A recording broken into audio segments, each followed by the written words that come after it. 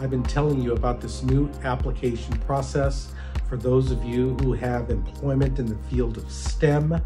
This is huge stuff, folks. Brand new.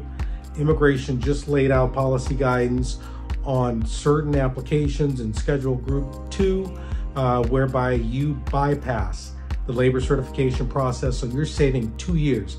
This is big. So if you are employed in a STEM field, science, technology, engineering, or math, you better listen in.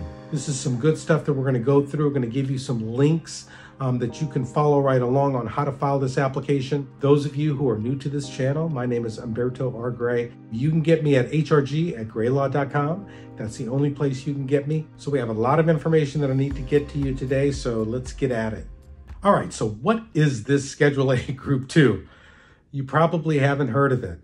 I'm one of the few attorneys who have been filing these applications prior to this expansion. So what it is you bypass the normal labor certification process. So for EB2 applications, those that require a master's degree or bachelor's plus 5 years experience, that's EB2. EB3 is where the position requires at least a bachelor's degree. So the Schedule A occupations by the Department of Labor, not USCIS, are those that have been determined they don't displace American workers and there's a shortage of workers. For example, nurses.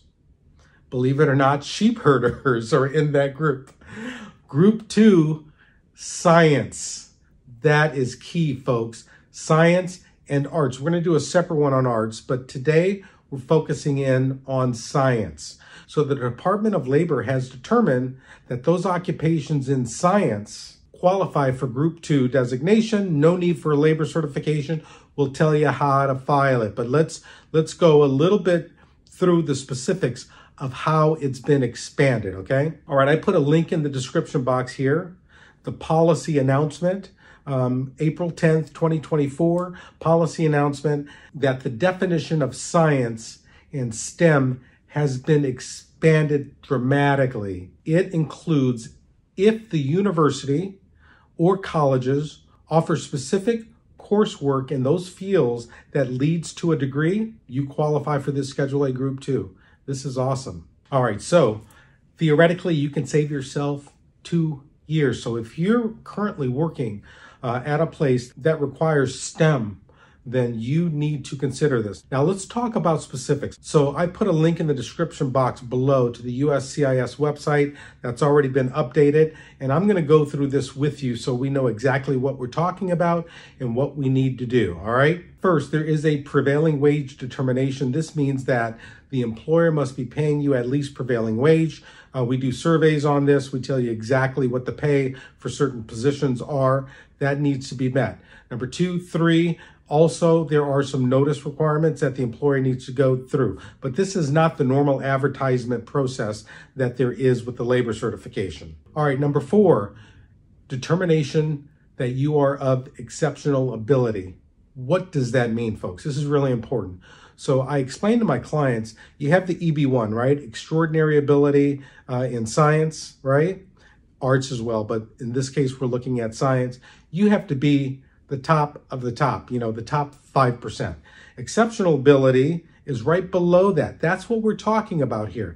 That's what exceptional ability in science is. That's what you need to prove. Now, there's certain criteria you need to meet. In this case, you need to meet 2 of 7, right? In the EB1, you need to meet 3 of 11, right? So let's go through these and give you an idea.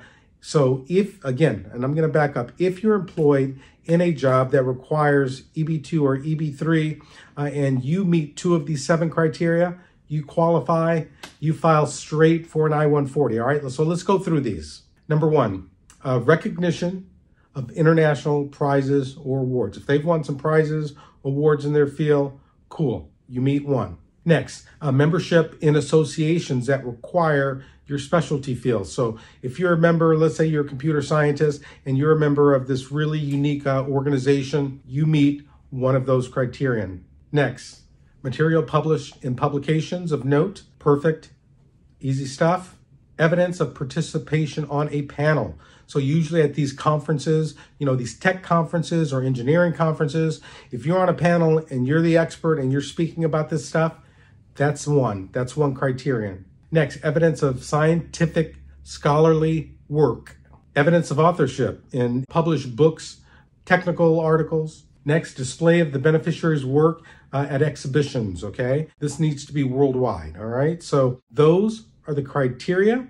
You need to meet 2 of 7. What do you do next? What you do next is you get your I-140 and your ETA 9089. You put it together with the evidence that we just went through, with your employer's signature on the I-140, right? And you file it. You can even premium process, get an answer within 15 days. This is good stuff, folks. Hey, thanks so much for watching GrayLaw TV. Click below, like, and subscribe. Go to my content. You get content like we gave you today. Good stuff, folks. And hey, we'll see you next time.